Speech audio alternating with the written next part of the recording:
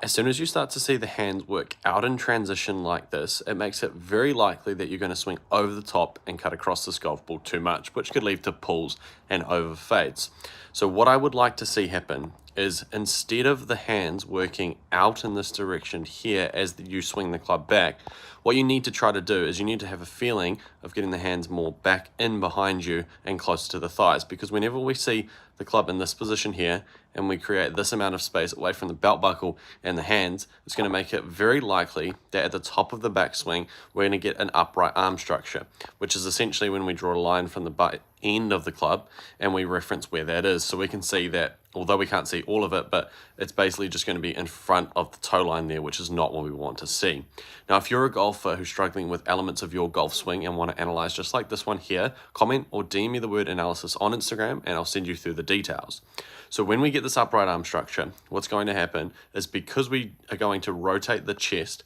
and then rotate the hips, where do you think the hands and the club are going to go? They're going to follow that direction there. So as we transition into the downswing, you're going to then start to see that club shaft get way too steep in this position here. And then by the time you reach impact, or just before impact, we're going to see that the club head is quite significantly out in front of the hands.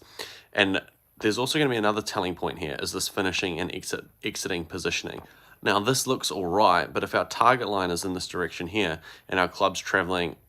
exaggerated in this direction here, that's when we're going to get that club path going too far to the left and we're going to see a bit of a cutting across effect there. So instead, what I would try to do is I'd just make sure that we try to get the takeaway move better with the hands. We try to get them moving a bit more straight back rather than out in that direction there. And that's going to give this player a better chance at the top of the backswing to get this arm structure, or this triangle, to be more in this direction here, because we want it to be a little bit more behind. Because when you rotate into the downswing, so that it doesn't move out too much like it is currently. So just work on one piece at a time, try to improve that takeaway positioning, and that should help quite a lot.